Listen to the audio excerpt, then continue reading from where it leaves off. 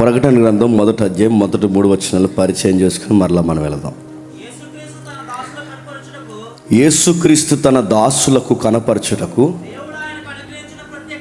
దేవుడు ఆయనకు అనుగ్రహించిన ప్రత్యక్షత. ఈ సంగతులు త్వరలో సంభవింపనయున్నవి. ఆయన తన దూత ద్వారా వర్తమానము పంపి తన దాసుడైన యోహానికి వాటిని సూచించెను. అతడు దేవుని వాక్యమును గూర్చియు యేసుక్రీస్తు వారి యొక్క సాక్ష్యమును గూర్చియు తాను చూస్తున్నంత మట్టుకు సాక్ష్యమిస్తూ రాస్తూ, సమయము సమీపించినది గనక ఈ ప్రవచన వాక్యములు చదువువాడును వాటిని విని ఇందులో రాయబడిన సంగతులు గైకొని వారును ధన్యులు.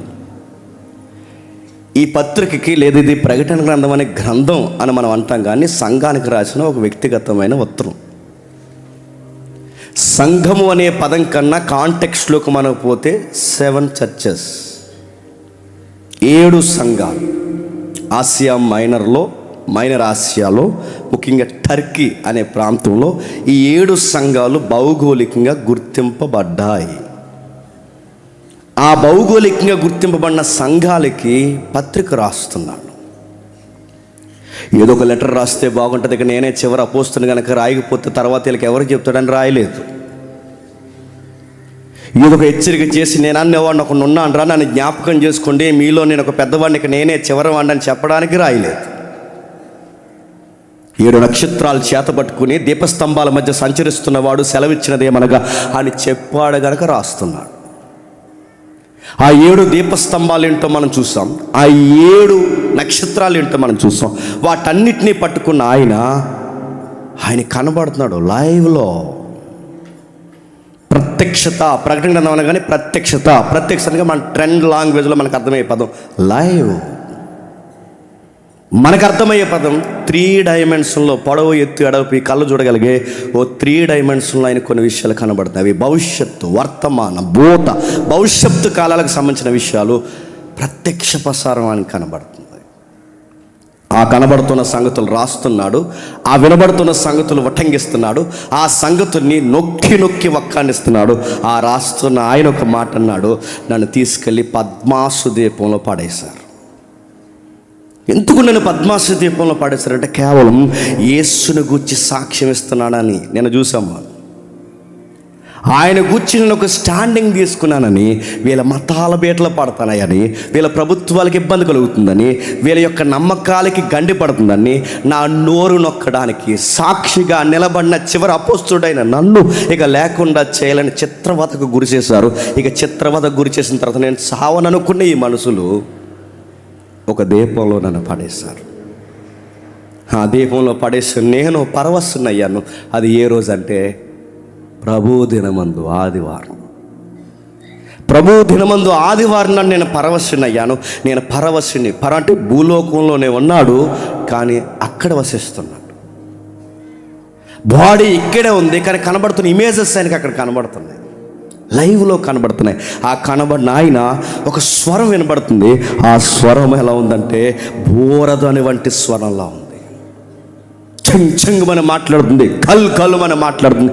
ఆ స్వరం యొక్క తాకిడికి, ప్రకంపనలకి ప్రకటన గ్రంథం రాస్తున్న ఆయన, ఆ ప్రకంపనలకి పరలోకం షేక్ అవుతుంది. ఏంటి ఈ స్వరం ఎంత గంభీరంగా ఉంది? మాట్లాడుతున్నాడు, యోహాను రాయ్, యోహాన్ నీకు చెప్తున్నాను రాయ్ యోహాన్ అనగానే రాస్తున్నాడు. ఇంత గంభీరంగా మాట్లాడుతున్నా ఈయనెవరు? నన్ను గైడ్ చేస్తున్న దూత కనబడుతుంది. ఈ దూత కాకుండా మరలా స్వరం వినబడుతుంది. ఏంటని చూస్తే ఆ స్వరం వినబడిన ఆయన ఎవరా నేను ఎదురుగా చూస్తే కనబడ్డాడు ఆయన తెల్లని ఆకారంతో. అదిగో తెల్లని ఆకారంతో దూత చూపిస్తుంది, యోహాను నువ్వు వింటున్న స్వరము ఈయనే. బంగారు దట్టి కట్టుకున్నాడు, నిలివటి అంగీ ధరించుకున్నాడు. ఆయన వస్త్రాలు తెలుపివి, ఆయన పాదాలు తెల్లగున్నాయి, ఆయన నేత్రాలు అగ్నిమయమై ఉన్నాయి. ఏంటి వర్ణన? ఎందుకు అలా కనిపిస్తున్నాడంటే అది పాత నిబంధనలో గుడారంలో సంచరించిన దేవుని మహిమ. నడుముకు దట్టి అంటే రణుముకు దట్టి కట్టేవాడిని యాజకుడు అంటాడు. రొమ్ముకు దట్టి కట్టేవాడిని ఎవరంటారు తెలుసా? కింగ్. రాజులు కడతారు గుండెలకు దట్టి. కనబడుతున్నవాడు ఎవరు తెలుసా? కింగ్. రాజులకు రాజు, అధిపతులకు భూపతులకు అధిపతి. కనబడుతున్నాడు. ఎలా కనబడుతున్నాడు? దానియేలు 7వ అధ్యాయం తీయొద్దు. దానియేలు 7వ అధ్యాయంలో దానియేలుకి కనబడ్డాడే. ఎలా కనబడ్డాడు? దానియేలుకి ఒక మహారుద్ధుడు సింహాసనం మీద కూర్చున్నాడు. ఆ మహారుద్ధుడు ఎవరో దానియేలు వ్యాఖ్యానిస్తాడు. ఆ మహారుద్ధుడు దేవుడు. ఆ దేవుడు ఎలా ఉన్నాడంటే తెల్లని ఆకారంతో ఉన్నాడు. ఆ తెల్లని వెంట్రుకలతో, ఆయన తెల్లని వస్త్రం వెలుగు కలిగి ఉన్నాడు. ఇప్పుడు దానియేలు చూసిన ఆ మహారుద్ధుడిని ఎలా అయితే చూశాడో ఇప్పుడు అదే ఎగ్జాక్ట్గా మళ్ళీ ఎవరు కనబడుతున్నారు చెప్పండి? నజరేయుడైన యేసు కనబడుతున్నాడు. కొంతమంది లైవ్ వింటున్నారు. ఈ కుయ్యత్యాసాలు ఏంటో నాకు అర్థం అవుతుంది. మొన్న విశ్రాంతి దినం కోసం మాట్లాడినప్పుడు ప్రభు అయిన యేసుక్రీస్తు వారు విశ్రాంతి దినానికి ప్రభువే ఉన్నాడు. ఆ విశ్రాంతి దినంలో ఉన్నవాడు ఇదిగో ఇంకా విశ్రాంతి నిలుస్తుందన్నాడు.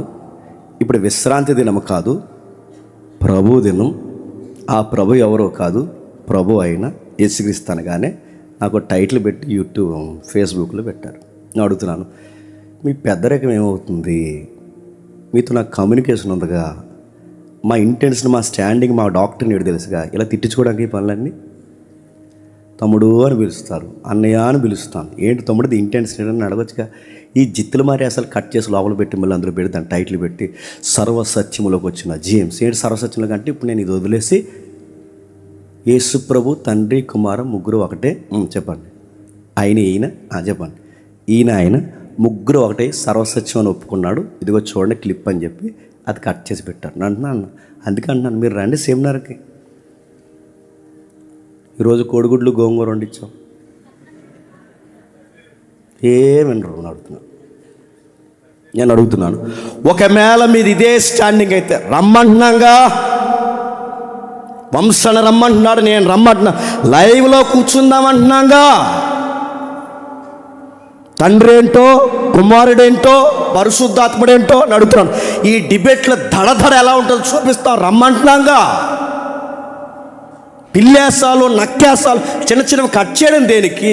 మా వ్యూ ఏంటి పూర్తిగా విన్న మీకు తెలుసు.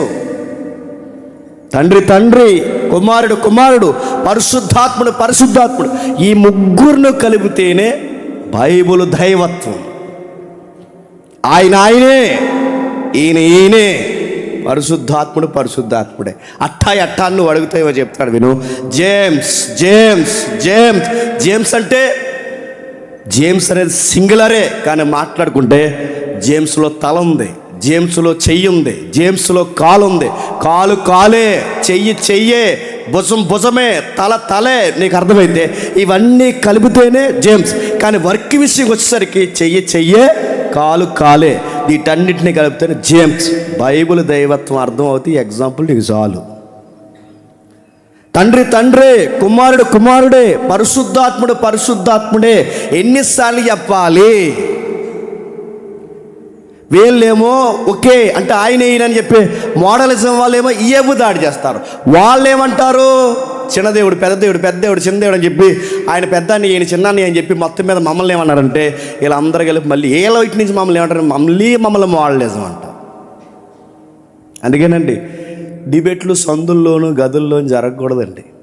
ఎంత పబ్లిక్ ఉండాలి, ఎంతమంది సేవకులు కూర్చోవాలి, వారు గట్టిగా జరగాలి. అటు ఒక మైక్ ఉండాలి, ఇటు ఒక మైక్ ఉండాలి. డిఫెన్స్ జరుగుతున్నప్పుడు జడ్జెస్ ఉండాలి.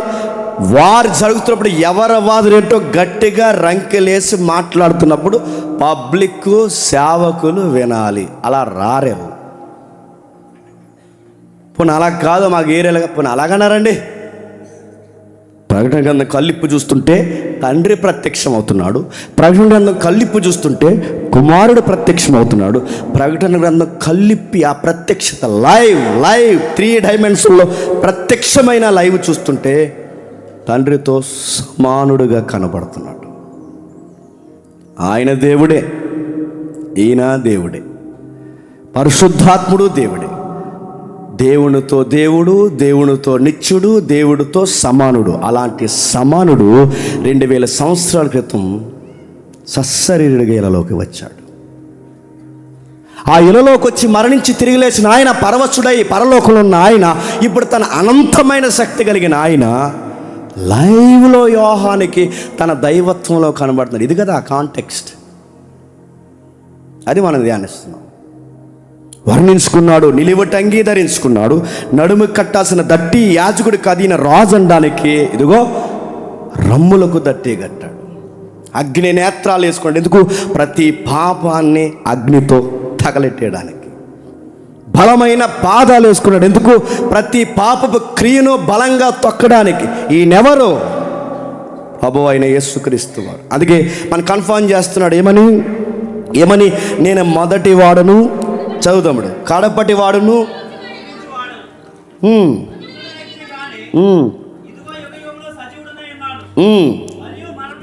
నేను మృతుడైతేనే కానీ ఇదిగో యుగయుగములు సజీవంగా ఉన్నాను.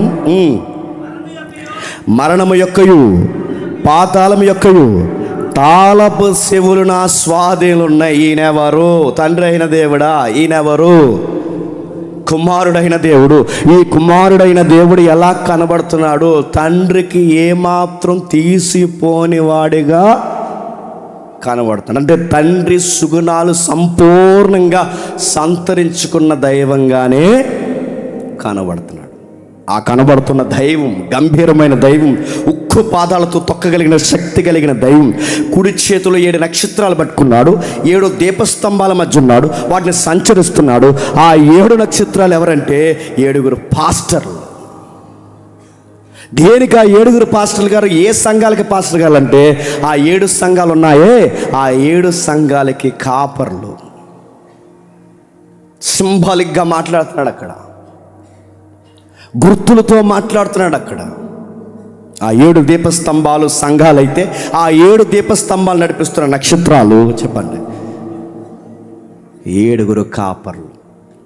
లైవ్ చూసి వచ్చాను ఇప్పటివరకు. అన్న నక్షత్రాల కోసమే చెప్పాడు. నువ్వే స్టార్, నేనే స్టార్. మళ్ళీ ప్రభు అయిన యేసుని చూపించడానికి, మళ్ళీ ప్రభు అయిన యేసుక్రీస్తు వారిని కనిపించడానికి, కనుపరచడానికి నక్షత్రం పుట్టదు, మళ్ళీ రాదు. నువ్వాయన కొరకు నిలబడాలి స్టార్గా. నీ ప్రాంతానికి, నీ సంఘానికి, నీ ఏరియాకి ఏదైతే ఉందో ప్రతి దానికి నువ్వే స్టార్గా నిలబడాలి. ఈ స్టార్లు ఎలగలేదు, ఆ స్టార్ వెలిగించారట. ఏది మాట్లాడుకుంటున్నారట. రే ఈ సంవత్సరం మనం గట్టి చేయలేరా క్రిస్మస్ అన్నారట. గట్టిగా అంటే గట్టిగంటే ఎలా చేస్తారంటే గట్టిగంటే ఈ సంవత్సరం మనం వాళ్ళకన్నా గట్టిగా పెద్ద స్టారు చెప్పండి. అది వెలిగించారు, ఇలా ఆరిపోయారు. ఎలగాల్సింది కాగితాల స్టార్ల కాదురా అయ్యా అని బైబిల్ చెప్తుంటే దాన్ని వెలిగించి ఇలా ఆరిపోయినారట. గట్టిగా వెలిగించా అన్నారట. ఈ నెలంతా అందులో దూరేసి కూర్చున్నాను నేను. ఇంకా బాగా వెలుగుతుంది. స్టార్స్ మనమే, నక్షత్రాలు గుర్తుపెట్టుకోండి.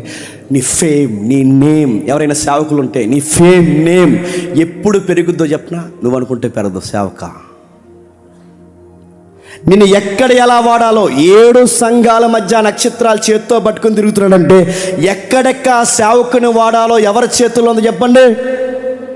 అదే నువ్వు ఆయన చేతుల్లోకి రా.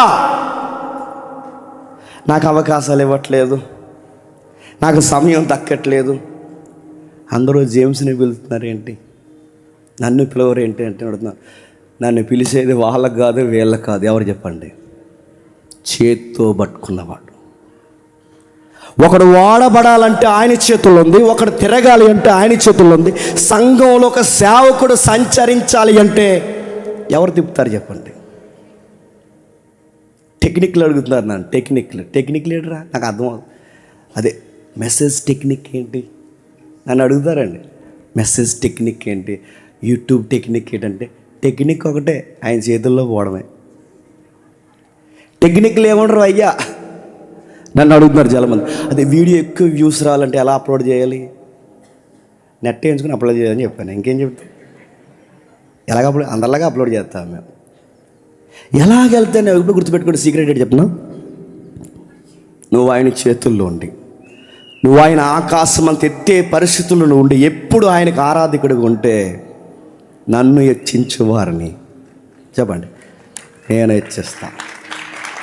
ఇదే సీక్రెట్. నీ రాజుని ఆకాశం అంత ఎత్తు చూపించు. ఆ రాజు కోసం చెప్పేటప్పుడు నిన్ను ఎత్తి చూపిస్తాడు ఆయన. నక్షత్రాలు చేత పట్టుకున్నాడు, తిప్పుతున్నాడు. ఆ తిప్పుతున్నప్పుడు సేవకులైన ప్రతి ఒక్కరికి అర్థం కావాలి, ఎప్పుడు పక్కోడు సేవతో మన సేవని కంపేర్ చేసుకోకూడదు. ఒకవేళ కంపేర్ చేసామంటే బీపీ షుగర్ వచ్చేద్ది. వాళ్ళు చచ్చికట్టారు అనుకోండి, నాకు టెన్షన్ వచ్చేద్ది.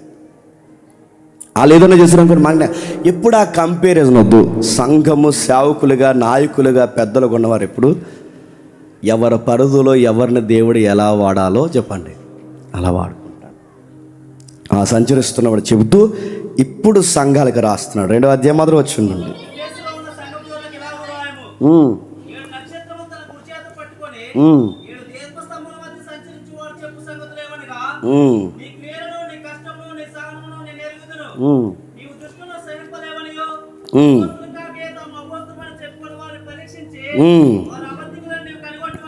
ఏమర్థమైంది? ఏం అర్థం లేదని అర్థమైంది.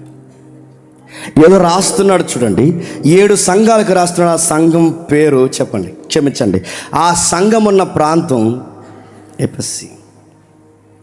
సంఘం పేరు ఎఫెసీ కాదు. చాలామంది సంఘాలకు పేర్లు పెడతారు. ఏమని? కోనేరు చెప్పండి, నాకు గుర్తురాట్లేదు. అదే బెతెస్తా, కోనేరు చెప్పండి. మళ్ళీ ఈ పేర్లు ఎత్తే లేనిపోను కూడా జేమ్స్ ఇంక ఎప్పుడు పిలవకండి అంటారు. సంఘాలకి గోపురాల పేర్లు, గోదావరి పేర్లు, నదుల పేర్లు, ఆ పేర్లు, కోనేరు పేర్లు, ఈ పేర్లు, పట్టణాల పేర్లు కాదు. సంఘానికి ఉండాల్సిన పేరు ఎప్పుడు రక్తమిచ్చి సంపాదించిన వాడి సంఘం పేరే ఉండాలి. ఆ రక్తమిచ్చి సంపాదించిన ఆయన పేరు ప్రభు అయిన యేసుక్రీస్తు. ఆ సంఘం పేరు క్రీస్తు సంఘం. మళ్ళీ ఆ సంఘం అనుకోకండి. ముఖ్యాంశాలు మరోసారి, ఆ సంఘం అంటే క్రీస్తు సంఘం, రక్తం ఇచ్చి ఆయన పేరు ఉండాలి, ఆయన సౌండ్ అండి. మళ్ళీ అందుకే మన ప్రతి దాంట్లో ఆయన ఉంటాడు చూడండి. చెప్పండి, డిజైర్ ఆఫ్ క్రైస్ట్. ఇది క్రీస్తు యొక్క కోరిక, క్రీస్తు యొక్క కోరిక, క్రీస్తు యొక్క కోరిక. అందుకే క్రైస్టే ఇంపార్టెంట్, క్రైస్టే సెంటర్ ఏరియా, క్రైస్టే మనకు ముందు ఉండాలి. ఆ సంఘం ఒక ఏరియాలో ఉంది. క్రీస్తు సంఘం భాగాలుగా విడిపోయి ఒక భాగం ఎబిసిలో పడింది. అదిగో ఇప్పుడు మనం గీసుకుని వచ్చిన మ్యాప్లు కాదు, గూగుల్ లైవ్ మ్యాప్ అది. ఒకవేళ ఇది పుక్కిడి పురాణం అయితే ఎన్ని ఆన్సర్లు ఉంటాయా? ఇది ఎవడో కల్పించిన రాసిన పుస్తకం అయితే యోహాను గారు ఏదో 3D పిక్చర్లా ఉంటుందని భవిష్యత్తును ఊహించి రాస్తే అదంతా నడుతున్న ఆధారాలు ఉంటాయా? బైబిల్తో వచ్చిన గొడవడి చెప్పిన, నీకు జాగ్రఫీ కావాలా? ఎవిడెన్స్ చూసుకో ఉంటుంది. నీకు హిస్టరీ కావాలా? బైబిల్ ప్రకారం చూడు. నీ ఊహలకి అందని హిస్టరీ ఆన్సర్లు కూడా బైబిల్లో ఉన్నాయి. నీకు లాజిక్ కావాలా? ఎతుకో. నీకు లాజికల్గా ఈ దేవుడు నీకు ఏతువడుగు ప్రతి వానికి తనను తాను బయలుపరుచుకుంటాడు ఆయన. సైకాలజీ కావాలా? అడుగు. ఏ విధంగా ఈ బైబిల్కు నువ్వు పరీక్ష పెట్టినా నీకు చివరికి వచ్చే ఆన్సర్ ఏంటో తెలుసా? ఇది సత్యము. ఇది 100కి 200% చెప్పండి సత్య గ్రంథం. సంఘం ఎఫెసీ. ఆ ఎఫెసీ గురించి రాస్తున్నాడు చూడండి. ఇది ఎఫెసీ అనే ప్రాంతం. ఒకసారి దాన్ని చూద్దాం. ఎఫెసీ అనే ప్రాంతం గురించి కాస్తంత వివరణ మనం తీసుకుని సంఘం ఎలాంటి పరిస్థితులు ఉందో మనకు అర్థం అవ్వాలి. ఎందుకు ఆయన అంత స్పష్టంగా ఆ సంఘంతో మాట్లాడుతున్నాడు తెలియాలంటే, ఇది పద్మాసు ద్వీపానికి 38 మైళ్ళ దూరంలో ఉంటుంది. నా మాటలు మీకు అర్థమవుతలేదు. పద్మాసు ద్వీపానికి అంటే ఎలీజియం సముద్రంలో ద్వీపం ఉంటే ఆ ద్వీపం నుండి ఎఫెసీకి అదిగో ఏరో మార్కు తిప్పుతున్నాడు చూడండి, అక్కడి నుండి అక్కడికి పోవడానికి 38 మైళ్ళు. మైళ్ళు అంటే ఒకరు అన్నారు, అంటే ఏంటన్నారు. అందుకే మైల్లో ఉన్నదాన్ని కొలతలు మారిస్తే మన టన్లో సుమారు 61 కిలోమీటర్లు. ఆ రోజున్న రోడ్ల ప్రకారం 100 లోపు అంటే 61 కిలోమీటర్లు. అంటే పద్మాసు ద్వీపం నుండి ఎఫెసీ ప్రాంతానికి 38 మైళ్ళు, కిలోమీటర్లు 61 కిలోమీటర్ల దూరం ఉందంటే ఇప్పుడు ఇక్కడున్న ఆయన సుమారు 100 కిలోమీటర్ల దూరంలో ఉన్న ఎఫెసీ ప్రాంతానికి రాస్తున్నాడు పత్రిక. అది హెచ్చరిక పత్రిక, అది ప్రత్యక్షపరచబడిన పత్రిక. ఎవరి కోసం ప్రత్యక్షపరచబడిన ముఖ్య అంశాలుగా అంటే సంగమా హేపస్సి నీకోసం. ఇంకా ఏముంది అక్కడంటే ఇది ఆసియా రాష్ట్రానికి, అంటే మైనర్ ఆసియా, చిన్న ఆసియాకి. చిన్న ఆసియా రాష్ట్రం అంటే చూసారా, ఆ చిన్న ఆసియాకి బైబిల్ ఆసియా అని కనబడుతుంది చూడండి మీరు బైబిల్లో చివరి మ్యాప్. మాకు అవసరం లేదని చింపేస్తే దేవుడి మిమ్మల్ని దీవించుగాక. మ్యాప్లు ఉండాలి.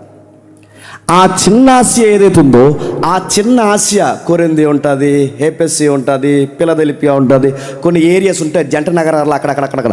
వీటన్నిటి ఏరియాని ఏమంటారంటే మైనర్ ఆసియా. మనది పెద్ద ఆసియా, ఆసియా ఖండం అంటారు. ఈ ఆసియా ఖండంలో చిన్న ఆసియా ఏదంటే ఇది, ఈ ఆసియా ప్రాంతం బైబిల్లో మనకు గుర్తింపబడింది. ఆ ఆసియాకి రాజధాని ఏదంటే చెప్పండి, హేపెస్సి. ఆసియా రాజధాని ఎఫెసీ ప్రాంతం ఉంది. ఆ ఆసియా రాజధానికి ఎఫెసీ ప్రాంతం ఉంటే ఆ ఏరియాకి రాబడి బాగా ఎక్కువ వస్తుందట.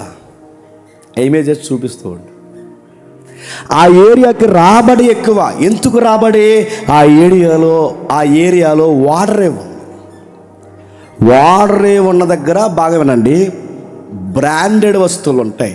వాటర్ ఉన్న దగ్గర వర్తకం ఎక్కువ ఉంటుంది. వాటర్ ఉన్న దగ్గర అధిక లాభాలు ఎక్కువ ఉంటాయి. వాటర్ ఉన్న దగ్గర ఆర్థిక పరిస్థితులు బాగుంటాయి. అందుకే చూడండి, రాజమండ్రికి కాకినాడకి, రాజమండ్రి కన్నా కాకినాడ చిన్నదైనా అక్కడిక్కడున్న క్లాసిక్ మెటీరియల్ అక్కడ ఉండదు. అదిగో వాటర్. కాకినాడలో ఉన్న క్లాసిక్ మెటీరియల్ అక్కడ ఉండదు. అక్కడ మాస్ క్లాస్ అన్నీ దొరుకుతాయి ఎక్కడ, రాజమండ్రిలో. కానీ ఇక్కడ క్లాస్ ఎక్కువ దొరుకుతుంది. ఎందుకు? ఇది వాటర్. అన్ని రకాల ప్రజలు ఉంటారు. వాణిజ్యం ఉన్న దగ్గర మిశ్రిత జనం ఉంటారు. ఇక్కడ నార్త్ ఇండియన్స్ ఉంటారు, ఫారినర్స్ ఉంటారు. అందుకే చూడండి, రాజమండ్రిలో దొరకని ఇంటర్నేషనల్ బ్రాండ్ కాకినాడ దొరుకుతుంది. ఇది మీ కాకినాడ గొప్పగా చెప్పుకుంటున్నారంటే అవును, మా కాకినాడ మా వాటర్, మా బీచ్లు. అలా నిలిపోకండి మధ్యాహ్నం నుంచి. బ్రాండ్ ఉంటుంది, అంటే క్లాసిక్ ఏరియా, వాణిజ్యం ఎక్కువ జరుగుద్ది, లగ్జరీ ఏరియా. అక్కడ మిశ్రిత జనాంగం ఉంటారు, ఎథెన్స్ పీపుల్ ఉంటారు, అంటే గ్రీకులు ఉన్న ప్రజలు ఉంటారు, యూదులు ఉంటారు, గ్రీకులు ఉంటారు, ఇంకెవరు ఉంటారంటే రకరకాల జాతి గుర్తింపు లేని ప్రజలు ఉంటారు. వీళ్ళు వస్తూ పోతూ ఉంటారు. ఎక్కువగా అక్కడ వస్తూ పోతూ జనాలు వస్తున్నారు కనుక పెట్టుబడులు పెట్టారు, జనసంద్రత ఎక్కువైంది, టూరిజం ఎక్కువైంది. అక్కడ టూరిజానికి ఏముందంటే వాటర్ చూడడానికి కాదు, అక్కడ టూరిజం బాగా పెరగడానికి కారణం ఏంటంటే ఓ మేడ ఉంది అక్కడ, ప్రజెంట్ వాటర్. ఇవన్నీ మీకు ఎందుకు చూపిస్తున్నామంటే చెప్పండి ఎందుకు చూపిస్తున్నాం? వచ్చే సంవత్సరం మళ్ళీ వద్దారని కాదు. ఎందుకు చూస్తున్నావు అంటే నువ్వు చదువుతున్న ప్రకటన గ్రంథం పచ్చి నిజమని. ఈ చదువుతున్న ప్రకటన గ్రంథం పచ్చి నిజమైతే అందులో ఉన్న వరుడు నీ దేవుడు త్వరలోనే వస్తాడన్నది కూడా పచ్చి నిజమని నమ్మడానికి. ఏమనుకుంటున్నావు రెవల్యూషన్ అంటే? సమీపమునే ఉన్నాను, ద్వారమునద్దనే ఉన్నాను, వస్తానన్న మాట పొయిటిక్గా మాట్లాడుకున్నది కాదు, కావ్యభావ పద్య వ్యక్తీకరణలో మాట్లాడుకున్నది కాదు. ఇది ప్రపంచంలో జరగబోయే ఇస్ ఎ ట్రూత్. త్వరలో జరగబోతుంది. ఇది త్వరలో వేవేల పరిశుద్ధ పరివారంతో మేఘాల మీద ప్రభు రాబోతున్నాడు. మేఘాల మీద ప్రభు రాబోతున్నాడంటే నమ్మరు. కానీ ఎలా అవుతాడు మేఘాల మీద, ఎలా మెటీరియల్ ఎలా నిలబడుతుంది అన్నారంట. మేఘాల మీద ప్రభు వస్తే నమ్మరు. కానీ ఈ మాట ఒకసారి అన్న తగలడిపోయింది మళ్ళీ అంటున్నాను చూడండి. మేఘాల మీద దునపోతు వస్తుందంటే నమ్ముతారంట. ఏంటని అడగండి. మేఘాల మీద ప్రభు వస్తే నమ్మరు. మేఘాల మీద దున్నపోతు మీద ఎవరు ఎక్కువ వస్తున్నారంటే అది మాత్రం మేము నమ్మేయాలి. మేఘాల మీద మా దేవుడు వస్తున్నాడంటే నమ్మరు. ఆయన నువ్వు అడుగుతున్న దాన్ని ఆన్సర్ చెప్తున్నాను. ఆయన మేఘాల మీద ఎలా వస్తుంటే వర్ణన, ఆ మేఘాల మీద ఎలా వస్తాడంటే ఇది మెటీరియల్ పర్పస్ మాట్లాడుకు, ఈ యూనివర్స్ 3 డైమెన్షన్ మాట్లాడుకు, అది అదర్ డైమెన్షన్. అంటే ఆయన ఏరొక డైమెన్షన్ ఉంటాడు కనుక ఆయన మేఘాల మీద వస్తాడు, సూర్యుడి మీద వస్తాడు, నక్షత్రాల మీద వస్తాడు. ఆయన డైమెన్షన్ ఎలాగన్నా ఫామ్ చేస్తాడు. ఆయన ఎలాగైనా వస్తాడు. ఆయన వస్తాడు. అలా వస్తానన్నవాడు ముందుగా సర్దుకో, మార్చుకో.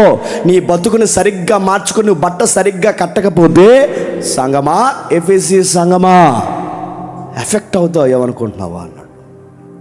రాస్తున్నాడు. ఏమని రాస్తున్నాడు చూడండి. ఆ ఏరియాలో టూరిజం ప్లేస్ ఉందట. ఎందుకంత టూరిజం అయింది ఆ ప్లేస్ అంటే అక్కడ మేడం ఉంది. ఆ మేడం పేరు డయానా. అపోస్తలుడైన తెలుగులో అర్తిమీదేవి. తప్పుగా అనుకోకండి, ఆవిడకి బ్రష్లు ఎక్కువ ఉంటాయి చూడండి, సొనులు. ఎందుకు అలా ఉన్నాయంటే, ఒక స్త్రీకి ఉండాల్సిన బ్రష్టుల కన్నా అధికముగా ఎందుకు ఉన్నాయంటే ఆమె సంతాన దేవత.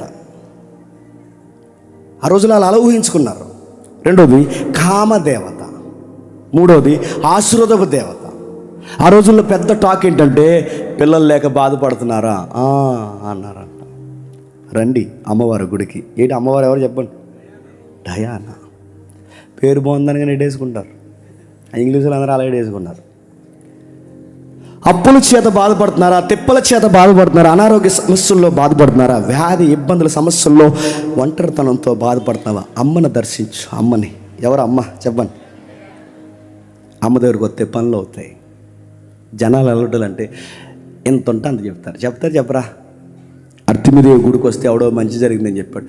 మంచి జరిగింది అన్నారంతే. ఆ నోట్ ఈ నోట్ అన్ని పబ్లిసిటీ కన్నా మంచి పబ్లిసిటీ చెప్పినా మౌత్ పబ్లిసిటీ వెళ్ళిపోయింది. విదేశీయులు వచ్చేస్తున్నారు, స్వదేశీయులు వచ్చేస్తున్నారు. అలా వచ్చేస్తారంటే వచ్చేస్తారు. తమిళనాడులో ఒక అమ్మ ఉంది కొత్తగా, ఇప్పుడు కొత్త దేవుడు ఆవిడ. ఒక నిలువు నైటీ ఏది వేసుకుంటుంది, ఆ నైటీ మీద ఒక సొక్కా వేసుకుంటుంది, ఆ సొక్కా మీద ఇంకో సూట్ వేసుకుంటుంది. అంతా మురికైపోయి ఉంటుంది. ఈ గడ్డమంతా ఈ పాసి మొహం కడదు, పాసి ఇలా కారిపోతూ ఉంటుంది. ఈ ముక్కులో సీముడు ఇలా కారుతూ ఉంటుంది. నిజంగా మీకు కావాలంటే చూడండి. జుట్టు అంత స్నానం చేయలేదు, అంత గడ్డ అయిపోయి ఉంటుంది, మొత్తం అంతా గడ్డ అయిపోయి ఉంటుంది. ఆవిడకి మైండ్ చెదిరిపోయింది. ఆ మైండ్ చెదిరిపోయిన ఆవిడ తమిళనాడు ఈదులు అలా తిరుగుతుంటుంది. ఇలా కొట్టుకుంటే అలా తిరుగుతుంటుంది. ఇలా తిరుగుతుంటే ఎవడో ఆడియో కార్లు వచ్చేటట్టు ఎప్పటి నుంచి అనారోగ్య సమస్య అట. అమ్మవారిని ఇలా తాకిడట. ఆవిడ అమ్మ అంటే అమ్మవారిని ఇలా తాకితే వెంటనే వాడికి స్వస్థత వచ్చిందంట. ఆవిడ చేసిన పబ్లిసిటీ ఇప్పుడు తమిళనాడుకి దేవుడు అయిపోయింది. ఆవిడ ఎంత దేవుడు అయిపోయింది చెప్పినా, ఓ టీ కొట్టు దగ్గరికి వెళ్తుంది, ఇలా నిలబడుతుంది. ఆ టీ కొట్టుడికి అర్థమైపోద్ది, మేడం టీ తాగుతుంది. వెంటనే టీ చేసిస్తే ఇలా పూర్తిగా తాగదు, కొంచెం తాగి అలా పడేస్తుంది. ఆడి బెంజుల్లో వచ్చి ఆ పాడేసి టీ కప్పు పాసికప్పు ఇలా తీసుకుని తాగేసి మహాప్రసాదం అన్నారు. ఏంటి పాసిటీ? ఈ సమాజంలో దేవుళ్ళు అవడం చాలా ఈజీ. ఈ సమాజంలో దేవుళ్ళ మీద నమ్మకాలు చాలా ఈజీగా ఫామ్ అయిపోతాయి. ఎవరన్నా ఏదైనా చెబితే అక్కడికి వెళ్తే మంచి జరుగుతుందంటే వెంటనే వెళ్ళిపోరా. ఈ షెడ్ వేయడానికే మాకు మొత్తం మీద ల్యాక్స్ ఆఫ్ మనీ అయింది. రామేశ్వరంపేట జనవరిలో వెళ్తే చాలా పనులు అవుతున్నాయని చిన్న పుకారు పుట్టించామనుకోండి, మొత్తం ఊరంతా షెడ్డే. ఇదొక సాల, అద్భుతాల సాల. డేవిడ్ గారు కచ్చిపు పట్టుకెళ్తారు. ఇప్పటివరకు మెసేజ్ ఇవ్వరు. ఆయన కచ్చిపు పట్టుకెళ్ళారో వరమే వరం. మీకు తెరంపోయే వరాలన్నీ వస్తాయని చెప్పారు. జనాలను ఆపగలమా?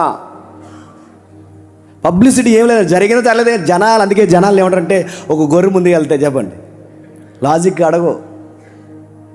ఇంకా స్వస్థత జరుగుతుంది. ఇదిగో ఈ ఎవరైతే ఉన్నారో సత్య గారు, ఆ చిన్నమ్మాయికి శివుడే కడుతుంది. ఆ శివుడిని మనం అలా టీలో ముంచుకొని తాగితే చాలా ఆరోగ్యకరమైన సూత్రం అంట. ఆ పిల్ల కనబడుతున్న దేవదూత అన్నామనుకోండి, ముక్కటి నాకేస్తారు ఆ పిల్లల్ని. కాదా? లేరా అలాంటి భక్తులు చనిపోయిన వాళ్ళ సమాధుల మీద మట్టి తవ్వుకుని తినేసే భక్తులు మన క్రిస్టియానిటీలో లేరా చెప్పండి?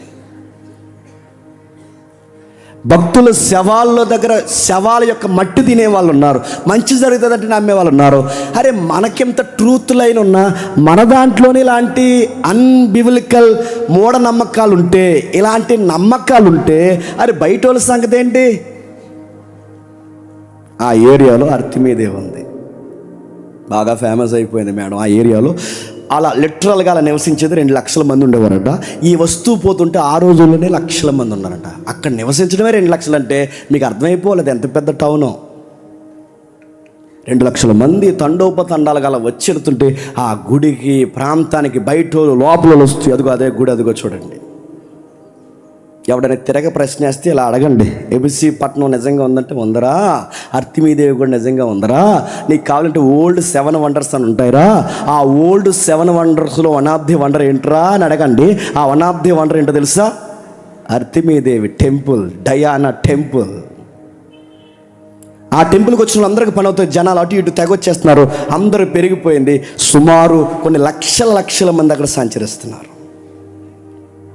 అర్తిమీదేవి గుడిలో ఏం జరుగుతాయంటే, అపవిత్రమైన కార్యాలు జరుగుతాయి. కొన్ని నేను ఓపెన్గా చెప్పలేని లైవ్ వెళ్తుంది. కొన్ని ఏరియాస్ ఉన్నాయి, పిల్లల పుట్టన వారిని మన ఏరియాలో తెలిసిన వాటి కోసం చెప్తున్నాను. ఈ విషయంలో వాళ్ళు నన్ను ఇరికించినా పర్లేదు, కానీ నా పరిధి దాటుకొని నేను చెప్తున్నాను, జాగ్రత్తగా వినండి.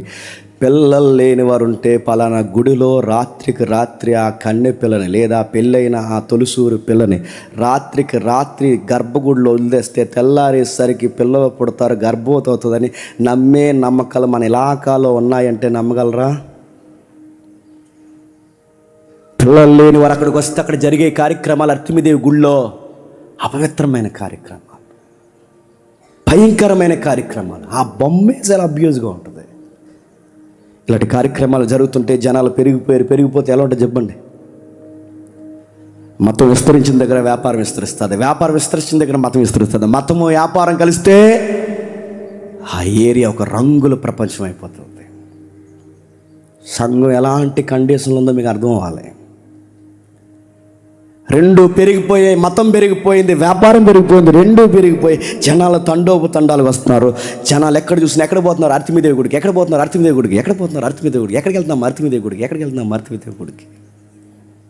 అర్తిమిదేవి గుడి గుడి గుడి గుడి గుడి గుడి పెద్ద పెద్ద సంబరాలు, మేళాలు, 25,000 మంది కూర్చొని ఒక పెద్ద ప్రాంగణం. దాన్ని ఓపెన్ థియేటర్స్ అంటారు. Open theatres. తమ్ముడు రాత్రి టచ్ చేసాడు, మన హిస్టరీలో మాట్లాడుకోండి. Open theatres. అలా ఓపెన్ థియేటర్లో చాలామంది కూర్చుంటారు. ఎంత ఆహ్లాదకరమైన వాతావరణం, ఇన్ని రకాలైన వాతావరణాలు ఉంటే పోస్తున్నారు. కానీ సడన్గా గుళ్ళో ఉన్న వ్యాపారం పడిపోయింది. గుడిలో వ్యాపారం ఎందుకు పడిపోయిందంటే జనాల రాక తగ్గిపోయింది. అదే ఓపెన్ థియేటర్స్. చాలామంది అడుగుతారు, సినిమా థియేటర్ల కోసం బైబిల్ ఉంది ఎట్రా అని అడుగుతారు. అది చూసాడు, అదేమంటారు దాన్ని, అది లైవ్ థియేటర్, ఈరోజు సిల్వర్ థియేటర్, అంతే. Same theatre. అక్కడ లైవ్లో ఐటమ్ డ్యాన్స్ చెప్పండి, ఇక్కడ చెప్పండి, స్క్రీన్ మీద ఐటమ్ సాంగ్స్. సేమ్ థియేటర్, అర్తిమీదేవి ఏరియా అది. అక్కడికి వెళ్ళి కూర్చుని నువ్వు ఏమంటున్నావంటే, చూడండి చెప్పండి, మంచి సినిమాలు చూడండి. మంచి సినిమాలు ఉంటాయి అందులో, మంచి సినిమాలు చూడండి. ఆ థియేటర్లో అక్కడ కూర్చోవడమే పరమ దరిద్రం. మళ్ళీ అందులో మంచి సినిమాలు కూర్చుని పాప్కార్న్ టైంలో పక్కోడు కూడా ఒక పాప్కార్న్ కొనండి. పొరుగు అని ప్రేమించమన్నాడు కదా దేవుడు. ఈ బ్యాచ్ అంతా ఉంటారండి ఈ సంఘంలో. మనకి ఈ జనరేషన్లో ఇప్పుడు ఎదుర్కొంటున్న ఈ దుర్బోధలు ఇప్పుడే కదా, అప్పుడు ఉన్నాయి. అర్తిమీదేవి దగ్గర 2 లక్షల మంది ఉంటారు, రకరకాల జనాలు తిరుగుతారు, జనాలు పోతున్నారు. ఎక్కడికి పోయినా జనాలు రాక తండాలు ఉంటే జనాల్లో నమ్మకం పెరిగిపోయింది. ఎవడొచ్చిన అర్తిమీదేవి గుడికి సడన్గా వ్యాపారం పడిపోయింది. ఎందుకు వ్యాపారం పడిపోయింది? జనాలు తగ్గిపోయారు. ఎందుకు జనాలు తగ్గిపోయారంటే ఈ ఏరియాకు ఒకడు వచ్చాడు. భక్తులు తగ్గిపోయారు, వ్యాపారం పడిపోయింది. ఈ వ్యాపారం భక్తులు ఎందుకు తగ్గిపోయారంటే ఈ ఏరియాలో ఒక ఆయన సంచరిస్తున్నాడు. అతగాడు పేరు సెయింట్ పాల్. అపోస్తుడైన పౌలు, పరిశుద్ధుడైన పౌలు వచ్చి ఏం చేస్తున్నాడు? లాజికల్గా దేవుని కోసం మాట్లాడుతున్నాడు. చేతులతో చేయబడినవి దేవుళ్ళు కాదనియు, మనం చేసుకుంటే దేవుళ్ళు అవ్వమనియు, దేవుడు అంటే మనల్ని క్రియేట్ చేసిన వాడు తప్ప మనం క్రియేట్ చేసిన దేవుడు కాదనియు, సృష్టికర్త అంటే మనం సృష్టించాలి కానీ మనం సృష్టించడం ఏంటని ఇలా లాజికల్ మెసేజ్లు ఎప్పుడైతే మాట్లాడాడో జనాలకి లాజిక్ పనిచేసింది. జనాలు అట్టెళ్ళాల్సిన వాళ్ళందరూ ఈడు తిరిగేశారు. ఆ తిరిగేసిన వాళ్ళందరూ గుంపుగా కూర్చున్నారు. ఆ గుంపు అంతా అక్కడ కూర్చుంటే ఆ గుంపుకి పెట్టిన పేరు సంఘం. అడ్రస్ ఏపీసీ సంఘం. ఆ గుడికి పోయే వాళ్ళందరూ ఇటు తిరిగారు. ఆ గుంపు ఫామ్ అయింది. ఆ గుంపుకి పెట్టిన పేరు సంఘం. ఒకవేళ అడ్రస్లో మాట్లాడుకుంటే ఏరియా ఏంటంటే ఏపీసీ సంఘం. ఎలాంటి వాళ్ళు ఆ సంఘంలోకి వచ్చారు ఒక్కసారి మీకు అర్థం కావాలంటే అపోస్తుల కార్యం 2 త్వరగా అపోస్తుల కార్యములు 19వ అధ్యాయం. అపోస్తుల కార్యములు 19వ అధ్యాయం 8వ వచనం నుండి. గుడ్ న్యూస్ చెప్పనా? అదే గుడ్ న్యూస్ చెప్పనా వద్దా? చెప్పడం చేయొద్దా? నిజంగా చెప్తా, చెప్పండి, చేయొద్దా? ఇంకొక గంటలో మనకి 2 సందమాలు గుడ్డేస్తున్నారు అక్కడ. నిజంగా ఇంత గుడ్డు ఉందో రాత్రి తెచ్చారు. నిజంగానే కోడిగుడ్లు, పచ్చి రొయ్యలు. దీన్ని బట్టి చెప్పండి, ఆకలి చెప్పండి ఆరోగ్యానికి మంచిది. అందుకే 2 గుడ్లు, 2 సందమాలు ఉంటాయండి అందులో. సరే చూద్దాం. రొయ్య సైజు కూడా సందమామే డేవిడ్ గారు తెచ్చారు. అలాగే మన భాస్కర్ బ్రదర్ అందరూ కలిసి. ఓకే రైట్ చూద్దాం ఒకసారి అపోస్తుల కార్యములు 19వ అధ్యాయం మొదటి వచనం చూద్దాం. ముందు మొదటి వచనం చూద్దాం. మొదటి వచనం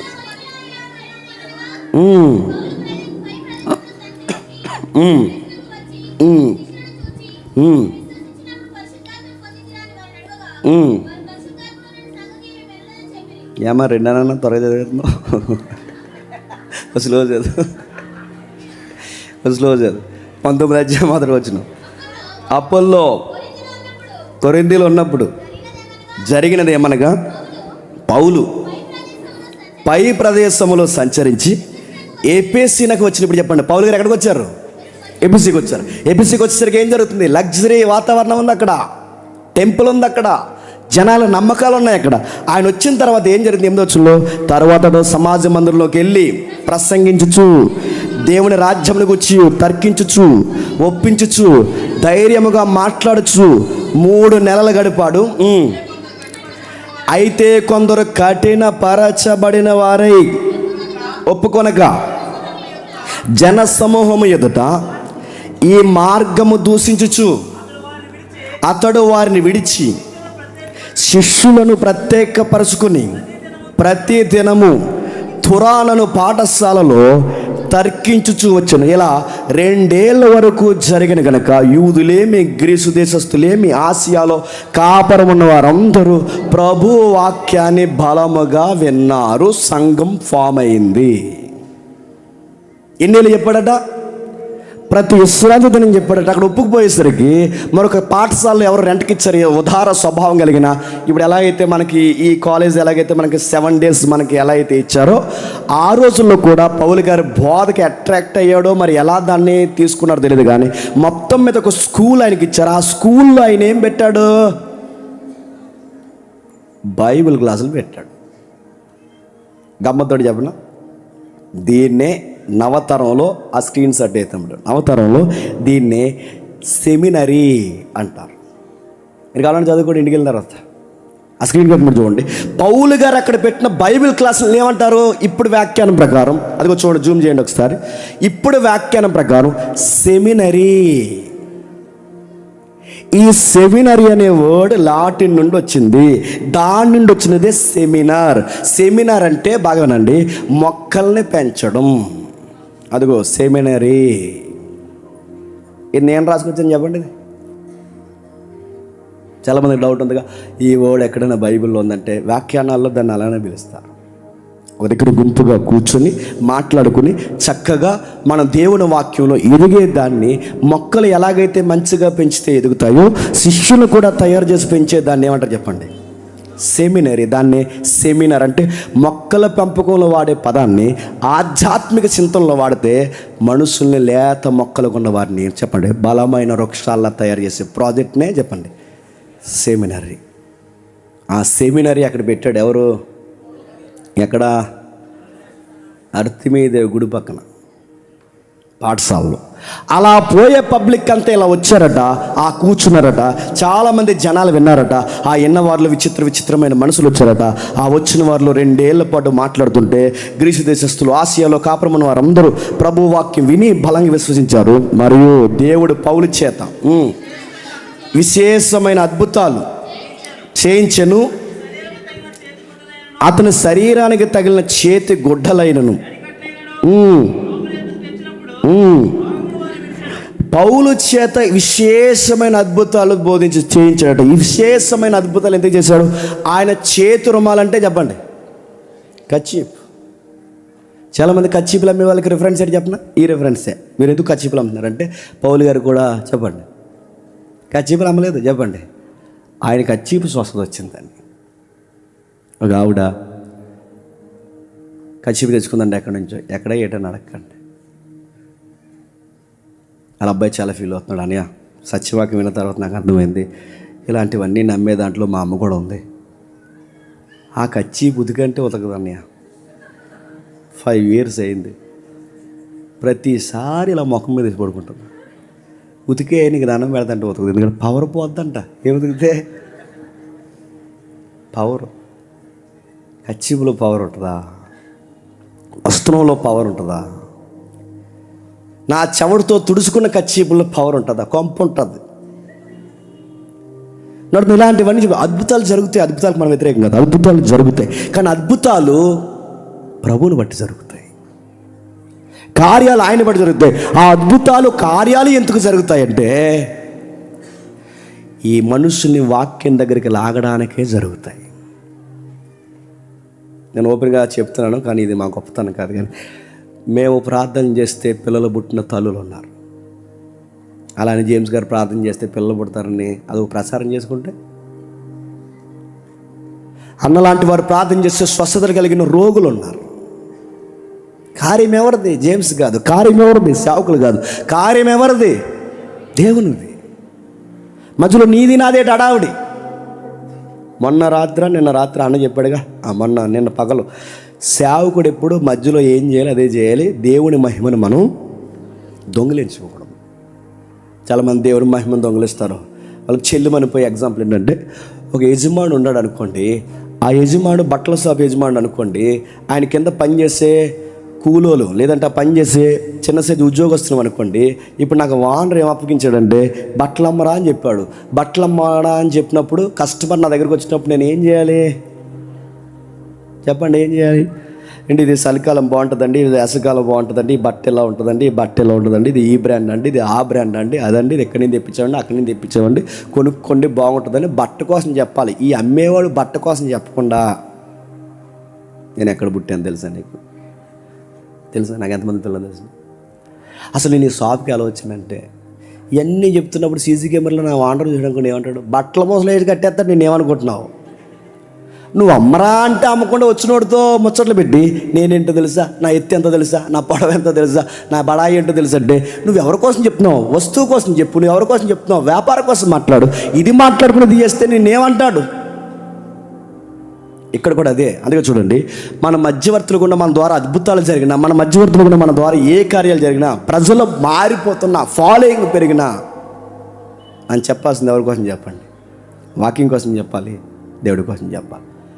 సూత్రం ఒకటేనండి, మనం ఎంత తగ్గించుకుంటే ఆయన చేతిలో చెప్పండి అంత బాగా సంచరిస్తాడు. పట్టుకుని పౌల్ని సంచరింపజేస్తున్నాడు. నక్షత్రాలు ఆయన పట్టుకొని అద్భుతాలు జరిగిస్తున్నాడు. అద్భుతాలు జరుగుతున్నప్పుడు చాలా దయ్యాలు పోతున్నాయట, దయ్యాలు వదిలిపోయాయంట. ఫస్ట్ సెంచరీలో దయ్యాలు పట్టాయి.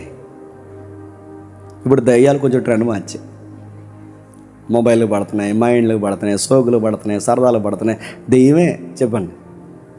ఇంకోలా ఉంది. ఏజెన్సీలో ఒకలా ప్రవర్తిస్తుంది, టౌన్లో ఒకలా ప్రవర్తిస్తుంది, ఇలాంటి ఏరియాలో ఒకలా ప్రవర్తిస్తుంది, ఇక్కడ ఆధ్యాత్మిక గుడుకుల్లో ఒకలా అది ఒకే స్టైల్ వాడదు, రకరకాల స్టైల్లో ఉంటుంది. అవ్వాదముల దగ్గరికి పావులాగా వెళ్తుంది, సంవత్సరం దగ్గరికి దలీలాగా వెళ్తుంది, ఇస్కరియోతు దగ్గర మనీలాగా వెళ్తుంది, ఇక్కడికి తోటి విశ్వాసలో వస్తుంది. ఒక్కొక్క దిక్కును ఒక్కొక్కలాగా దయ్యాలు పడతాయంటే పడతాయి, దయ్యాలు పట్టి చెడగొడతాయంటే చెడగొడతాయి, దయ్యాలు మీదకి వస్తాయంటే వస్తాయి. నీ దగ్గరికి ఎలా రావాలో దానికి బాగా తెలుసు, ఎవరి దగ్గరికి ఎలా రావాలో అది అలా వస్తుంది. ఈ భాష అర్థం కాక ఠకాలు మన క్లిప్ కట్ చేసి ఏమంటారంటే, అదిగో జేమ్స్ దయ్యాలు ఉన్నాయన్నాడు జనాల్ని చెప్పండి తాయెత్తులు అమ్ముకుందామని ఈ బూదిని ఉండదండి. ఎవరు వస్తుంటే వీళ్ళకి అర్థమవుతుంది. సరే ఏమవుతుంది చూడండి. అప్పుడు దేశ సంచారకులు, మాంత్రికులు ఎవరు? బ్లాక్ మ్యాజిక్ అంటారు దాన్ని. మాంత్రికులు మంటంలో చిల్లంగి, బాణమతి, చేతబడి, ఒంటి మీద నూనె పోగు లేకుండా ఈ బోధులు రాసుకుని, శవాల రక్తం రాసుకుని, తల విరబూసుకుని పూజలు చేస్తారే మాంత్రికులు. శవాల మధ్య కూర్చొని, శవాల దెబ్బల మీద కూర్చొని పూజలు చేస్తారే మాంత్రికులు. ఆ గ్రీకు ముగ్గులు ఉంటాయి, గ్రీకు ముగ్గులు ఇలా గీసేరేమో ఇప్పటివరకు చూసుకోండి. వాటన్నిటికీ ఒక సింబల్ ఉంటుంది, దానికి ఒక మీనింగ్ ఉంటుంది. వాటి మధ్యలో కూర్చుంటారు, వాటికి కావాల్సిన రక్తం ప్రోక్షణ జరిగిస్తారు, మంత్రాలు చదువుతారు. ఏమని? రా రా రా రా రా అంట. ఎవరిని? దెయ్యాన్ని ఎందుకు రమ్మంటున్నారు? ఈ కల్చర్ ఎక్కడ అనుకున్నారు? బాబులోనియన్స్ నుంచి ఉంది. బాబులోని వారు పుట్టించారు. బాబులోనియన్స్ ఎవరు? ఆ నిమ్రోదు కూడా ఉన్నాడుగా, వాళ్ళ శాఖ. అక్కడి నుంచి మంత్రాల పిచ్చి ఉంది. రా, అదిగా రా రా, గాలి రా, గాలి రా, మంగ రా, దొంగ రా అంట, రా రా రా అలా పిలుస్తారు. అలా పిలుస్తున్నప్పుడు వాళ్ళది ప్రాక్టీస్లో ఉంటారు. ఎందుకు దెయ్యాలను పిలుస్తారు మాంత్రికులు అంటే, మాంత్రికులు దెయ్యాలతో దురాత్మలతో ఎందుకు కనెక్ట్ అవ్వాలనుకుంటారో, ఆత్మలతో వాళ్ళు ఎందుకు కనెక్ట్ అవ్వాలనుకుంటారంటే, బాబులోని నిశ్చయం మీరు చదవని దానియేలు కాలంలో భవిష్యత్తు తెలుసుకోవడానికి ఆత్మలను సంప్రదిస్తారు. ఇప్పటికే ఫారినర్స్ ఉన్నారు తెలుసా, ఆ ప్రాక్టీస్లు చేస్తుంటారు. చచ్చిపోయిన వాళ్ళు ఆత్మలతో మాట్లాడుతుంటాం, చచ్చిపోయిన వాళ్ళతో మేము కనెక్ట్ అవుతాం. రేపు ఏం జరుగుతుందో మేము తెలుసుకుంటా అంటే, మీకు ఎవరు చెప్తారా సేవలు అంటే, ఎవరు చెప్తారంట, దయ్యం వచ్చి రేపు మధ్యాహ్నం ఏ కూర వండుతున్నారు తెలుసా అని చెప్తుందంటే. అది చచ్చిపోయిన వాళ్ళ ఆత్మ. మాకు చిన్నప్పుడు మా ఇంట్లో ఏదైనా కార్యక్రమం జరిగితే గద్దె తీసుకెళ్ళేవారు. గద్దె నెత్తి మీద బొమ్మ ఎట్టి తీసుకెళ్తారు.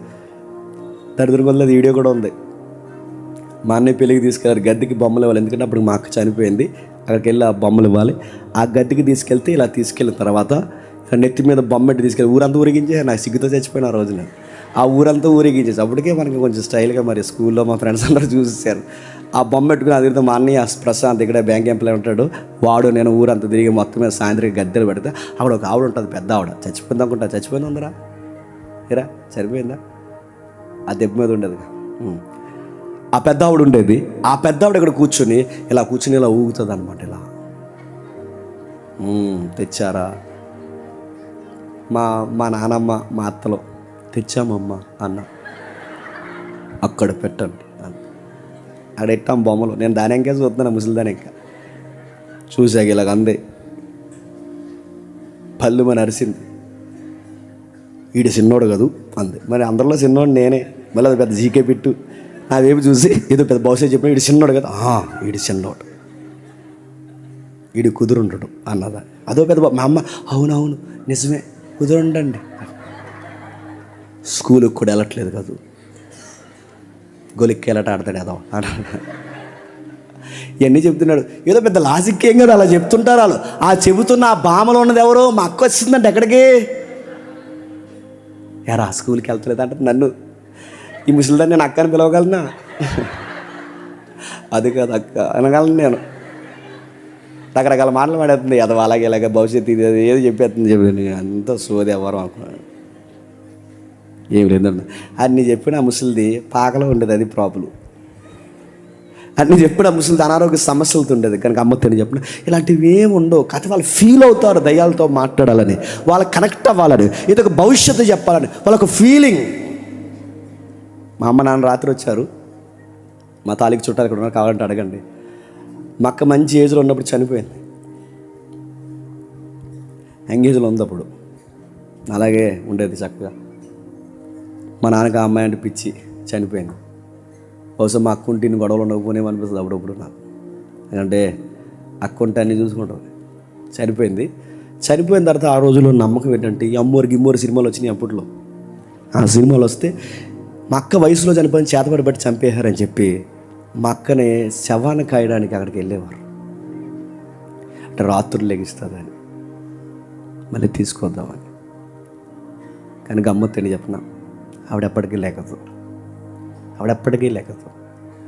అమాయకంగా వెళ్ళి ఆ శవాల దగ్గరికి కాసేవారు. అమాయకంగా లేచి 3వ రోజు లేస్తుంది అనుకున్నారు. ఇలాంటివన్నీ నమ్మేవారు. ఇలాంటి కుటుంబాల నుంచి మేము వచ్చామన్నప్పుడే నాకు ఒక్కసారిగా ఒళ్ళు జలదరిస్తుంది. ఇలాంటి నేరో మైండ్లో ఉన్న ఫ్యామిలీస్తో మమ్మల్ని ఎలా పిలుచుకున్నాం ప్రభు అనిపిస్తుంది.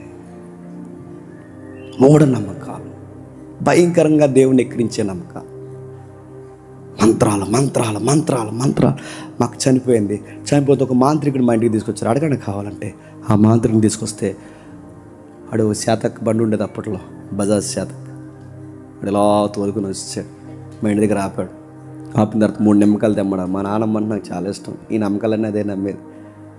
3 నిమ్మకాయలు పట్టుకుని ఇలా గ్లాసులు వేసుకుని, మా నాయనమ్మ, దాని పేరే నాయనమ్మ, ఇలా గ్లాసులు వేసుకుని ఆడు అన్నాడు మాంత్రికుడు, ఇల్లంతా 3 సార్లు ప్రదక్షిణ చేయండి అన్నాడు. అనగానే 3 నిమ్మకాయల గ్లాసులు వేసుకుని ఇల్లంతా ఇలా ప్రదర్శన చేసి వచ్చిన తర్వాత ఆ నిమ్మకాయలు ఇలా కోస్తే నిమ్మకాయల నుంచి బ్లడ్ వస్తుందండి. మా ఇంట్లో వాళ్ళు కంగారు అయిపోయారు, మా అమ్మ కంగారు అయిపోయింది, మా నాన్న కంగారు అయిపోయాడు, మా నాన్నమ్మ కంగారు అయిపోయింది, మా అత్త కంగారు అయిపోయింది, అందరూ కంగారు అయిపోయారు. నిమ్మకాయలు కోసుకొలితే బ్లడ్ వచ్చేస్తుంది. అప్పుడు అది అన్నాడు, దోషం ఉంది మీ కొంపకి అన్నాడు. మంత్రం ఇస్తాడు వాడు. ముందు పిల్లల్ని తీసేస్తాడు, తర్వాత తలకాయని తీసేస్తాడు, తర్వాత ఇళ్ళాలను తీసేస్తాడు, అందరిని తీసేస్తాడు. పిల్లలు అనాథులైపోతారు అనగాని ఆ సౌండ్కి, ఆ చీకటికి, ఆ రక్తానికి మా వాళ్ళు ఏం చేయాలి చెప్పండి అన్నారు. తెండి బీరువాలో ఉన్న డబ్బులు, మంత్రం ఇస్తా అన్నాడు. తర్వాత తెలిసింది చెప్పిన, నిమ్మకాయల నుంచి బ్లడ్ కలర్ రావాలంటే దానికి ఒక పౌడర్ ఉంటుంది. ఆ కెమికల్ దానికి ఫామ్ చేస్తాడు. ఆల్రెడీ ఆడి తెచ్చుకున్న నిమ్మకాయలు మా నిమ్మకాయలు కాదు. ఆ నిమ్మకాయలు ఆడు ఇచ్చి ఆ బ్యాగ్లో తీసాడు, కెమికల్ రాసిన నిమ్మకాయలు కోస్తే అది బ్లడ్ వచ్చింది. మా పిచ్చోళ్ళు అందరూ ఏం చేశారంటే బీరువాలో ఉన్న డబ్బులన్నీ అడిగిస్తారు. ఈ మంత్రాలు కొంతమంది నిజంగానే ప్రాక్టీస్ చేస్తారు, కొంతమంది మోసం చేస్తారు. ఈ దయ్యాల మంత్రాల పేరు మీద, ఈ అద్భుతాల పేరు మీద మనుషులు మోసం చేస్తారు. అలాంటి ఏరియాలో ఎపిసి ఎలా ఉందో తెలుసా? విగ్రహాలతో నిండిపోయింది, వ్యాపారంతో నిండిపోయింది, లగ్జరీతో నిండిపోయింది, లాజికల్తో నిండిపోయింది, మంత్రాలతో నిండిపోయింది, భూత వైద్యులతో నిండిపోయింది. ఎంతమంది నిండిపోయినా ఆ ఏరియాకి ఒక్కడు సువార్త కలంగలం ఎప్పడానికి వెళ్ళాడు. మాట్లాడుతున్నాడు. ఆ మాట్లాడుతున్నప్పుడు ఏం జరుగుతుంది? ప్రభువు ప్రకటించి యేసుతోను 13 వచనం, అప్పుడు దేశ సంచారకులు, మాంత్రికులు, కొందరు యూదులు. బాధాకరమైన విషయం, ఈ ప్రాక్టీస్లోకి ఎవరు పోయారట చెప్పండి? దేవుని పిల్లలు నమ్ముతున్నారు, ఇది యూదులు నమ్ముతున్నారు. ఇది బాధాకరమైన విషయం. యూదులు నమ్ముతున్నారు, సత్యదేవుడు వదిలేస్తారు, యూదులు కూడా వాటిని నమ్ముతున్నారు. పౌలు ప్రకటించి యేసు తోడని మిమ్మల్ని ఉచ్చరించటకు చేర్చున్నామనే మాట చెప్పి దయ్యములు పట్టి వారి మీద ప్రభు అయిన యేసు నామను ఉచ్చరించడానికి పూడుకున్నది యూదుడైనా. ఎవరట? యాజకులు కొడుకులు. ఎవరంట? యూదులు. వీళ్ళు ఎవరండి? ధర్మశాస్త్రం ఉన్నవాళ్ళు, బైబిల్ ఉన్నవారు. బైబిల్ నమ్మిన పాస్టర్ల కొడుకులు ఎలా అయిపోయారండి? దేవుని పిల్లలు సంఘంలో ఉన్నవారు ఎలా అయిపోయారండి? అంటే సత్యం అందకపోతే జనాలు ఎటేపు తిరుగుతారు చెప్పండి? మూఢ నమ్మకాల వైపు తిరుగుతారు. పాస్టర్ గారు పిల్లలు 7 ఉన్నారట, యేసుప్రభు పేరు చెప్తున్నారట. వాళ్ళకి ఏదైతే ఏముందో వ్యాపారం కావాలి. అందుకు ఆ దయ్యాలు మేము యేసుని గుర్తెరుగుదుము, పౌలుని ఎరుగుదుము, కానీ మీరెవర్రా లకలక అన్నాయంట. మీరెవర్రా? పౌలు తెలుసు, అపోస్తులు తెలుసు, మీరెవరనే ఆ దయ్యాలు పట్టిన వాడు ఎగిరి వారి మీద పడి వారిద్దరిని లొంగదీసి గెలిచి అందుచేత వారు దిగంబరులై గాయములు తగిలి ఆ ఇంటి నుండి పారిపోయాడు. ఎలా కొట్టాడో ఒకసారి ఊహించుకోండి. మీద అడిపోయాడంట. అదిగో చూడండి, మీద అడిపోయి ఫటాఫట ఇంక ఒకరిని వాయించేస్తున్నాడు. గోము కొట్టేసి, నెత్తిమి కొట్టేసి, ఇలా గుద్దేసి, బట్టలు లాగేసి, మూతిమి గుద్దేసి, ఈ రామంలో ఎక్కడ కొట్టేస్తాడు, ఈడెవడు ఎలా కొట్టేస్తుందని చెప్పి అక్కడి నుంచి గదిలో చెప్పండి పారిపోయారట. అలా పారిపోయిన వారు, దయ్యాలు పట్టిన వారు, ఈ సంగతి ఎపిసిలో కాపురం ఉన్న సమస్త యూదులేమి గ్రీసు దేశంలో తెలిసినప్పుడు వారందరూ భయం కలిగిన ప్రభు అయిన యేసు నామమున గణపరిచి విశ్వసించిన వారు అనేకులు తాము చేసిన వాటిని తెలియజేసి ఒప్పుకోండి. మరియు మాంత్రికులు విద్యను అభ్యసించిన వారు అనేకులు తమ పుస్తకాలు తెచ్చి అందరి ఎదుట వాటిని కాల్చివేసి వారు లెక్క చూడగా వాటి వెల 50,000 ఎండు రోకలు. ఇంత ప్రభావంతో ప్రభు వాక్యం ప్రబలైన తర్వాత బాగానండి మంత్రాలు ఆగిపోయాయి, మాంత్రికులు మారిపోయారు, దొంగలు మారిపోయారు. ఇప్పుడు ఎవరు మారిపోయారు? యూదుల్లో ఉన్న మాంత్రికులు కూడా మారిపోయారు. గమ్మత్తు చెప్పిన, అక్కడ మంత్రాల వ్యాపారం పడిపోయింది. ఈ కిందికి వచ్చేసరికి ఏం పడిపోతుందో చూడండి. ఈ కిందికి వచ్చేసరికి 21 వచనం, ఇలాగ జరిగిన తర్వాత మాసియంలో అక్కయ్య దేశంలో మార్గంలో యెరూషలేములో ఎల్లవలననే మనసును ఉద్దేశించి నేను అక్కడికి వెళ్ళిన తర్వాత రోమా కూడా చూడవలని అనుకున్నప్పుడు తనకు పరిచర్య చేయవారిలో తిమోతి, ఎరుస్తని వారిద్దరిని మాసిదోనికి పంపి తాను మాత్రం ఆసియాలో కొంతకాలం, ఆసియాలంటే మైనర్ ఆసియా, ఆ ఏరియాలో క్యాపిటల్ ఎపిసి, ఆ కాలమందు క్రీస్తు మార్గం గురించి చాలా అల్లరి కలిగిన ఎలాగనగా దెమెత్రి అనే ఒక కంసాలి అర్తిమిదేవి ఎండుగుళ్ళు చేయటం వలన పని వారికి మిగులు లాభం కలగజేసిన అతడు వారిని బట్టి పని చేయొచ్చు ఇతరులను గుంపు కూర్చి, అయ్యలారా ఈ పని వల్ల మనకు జీవం బహుగా జరుగుతున్నది మీకు తెలియని, అయితే చేతులతో చేయబడినవి దేవతలు కాదనియు దాదాపు ఆసియా అంతటా బహు జనమును ఒప్పించి త్రిప్పుచున్న సంగతి మీరు చూసి ఉన్నారు. ఈ వల్ల మన వ్యాపారాలు పడిపోతున్నాయి. పైన ఏమో మాంత్రికులు మార్చేస్తాడు, ఇక్కడికి వచ్చే భక్తులు మార్చేస్తున్నాడు. ఇలాగ మార్చేస్తారు, రేపు పొద్దున మనం ఏమైపోతాం అని చెప్పి అక్కడి నుంచి పౌలు గారిని చెప్పండి ఎలగొట్టేస్తారు. పౌలు అయితే వెళ్ళిపోయాడు, కానీ అక్కడ ఏముండిపోయింది చెప్పండి? సంఘం ఉండిపోయింది. పౌలు గారు వెళ్ళిపోయారు. ఆ పౌలు గారు వెళ్ళిపోయిన తర్వాత కొంతకాలం అక్కడ పనిచేసిన వ్యక్తులు అకులా, ప్రిస్కిల్లా, అపోల్లో వీళ్ళు పనిచేసిన తర్వాత ఆ ఏరియాలో సంఘాన్ని అప్పగించి పౌలు గారు వచ్చేస్తే ఇప్పుడు ఆ సంఘాన్ని బలపరచడానికి దేవుడు తన దగ్గర ప్రియ కుమారుడు, నమ్మకమైన ఒక వ్యక్తి ఉన్నాడు. ఆ వ్యక్తి పేరు తిమోతిని పంపించాడు. అదే మొదటి పత్రిక, తిమోతి పత్రిక. ఆ తిమోతి కూడా కొంతకాలం సేవ చేశాడు. ఆ సేవ జరిగిన అంతా బాగానే ఉంది. హెచ్చరించాడు, బలపరిచాడు, అంతా బాగుంది. అంతా బాగుంది జరుగుతున్న టైంలో కాలం గడిచింది. భక్తుల ఆయుసులు గడించాయి, వాళ్ళ రాకలు తగ్గాయి. సంఘం రకరకాలుగా రోజు రోజుకి మళ్ళా ఎక్కడి నుంచి అయితే అన్నీ వదిలొచ్చేసిందో మళ్ళీ సంఘం అక్కడికే వెనక్కి తిరిగింది. అప్పుడు ప్రభు అయిన యేసుక్రీస్తు వారు, యోహాను సంఘానికి పత్రిక రాయ్ అన్నాడు. ఆ రాసిన పత్రికే చెప్పండి, ప్రకటన గ్రంథం. అపోల్లో, అకుల్లా, తిమోతి ఇలాంటి వారు రాకపోకలు జరిగి తర్వాత 61లో బాగా వినండి, 61లో తిమోతి పత్రిక రాస్తాడు. ఇప్పుడు 90లో ప్రకటన గ్రంథం రాస్తున్నాడు. 61లో తిమోతి పత్రిక ఆ సంఘానికి రాస్తాడు. ఇప్పుడు 90లో ప్రకటన గ్రంథం రాస్తున్నాడు. రాస్తూ ఏమంటున్నాడు ఇప్పుడు చదువుతాం. ప్రకటన గ్రంథం 2వ అధ్యాయం 1వ వచనం నుండి త్వరగా. ఎఫెసీయులో ఉన్న సంఘపు దూతకి ఇలా రాయమని. ఇప్పుడు అక్కడ తిమోతి లేడు, అపోల్లో లేడు, అకుల్లా లేదు, ప్రిస్కిల్లా లేరు. అక్కడ ఎవరో సంఘదూత ఉన్నారు, ఎవరో పాస్టర్ గారు ఉన్నారు. ఆ పాస్టర్ గారికి ఎలాగూ రాయము, సంఘ పాస్టర్ గారికి రాయి, అలాగే సంఘానికి రాయి. ఏమని? 7 నక్షత్రాలు తన కుడి చేత పట్టుకొని. స్పీడ్గా చదవండి. నీ క్రియలు, నీ కష్టము, నీ సహనము నేను ఎరుగుదును. నీవు దుష్టుల్ని సహింపలేవనియు అపోస్తులు కాకయే తాము అపోస్తులు అని చెప్పుకోను వారిని, వారు అబద్ధికులను నువ్వు కనుగొంటువనియు నీవు సహనము కలిగిన నామం భారం భరించి హలయ లేదని నేను ఎరుగుదును. సంఘాన్ని పొగుడుతున్నాడు. నీ ప్రారంభం నాకు తెలుసు, నీ బాధ్యతలు నాకు తెలుసు, నీ భారం నాకు తెలుసు. సత్యం అంటే నీకు పిచ్చి, నాకు తెలుసు ఆ విషయం.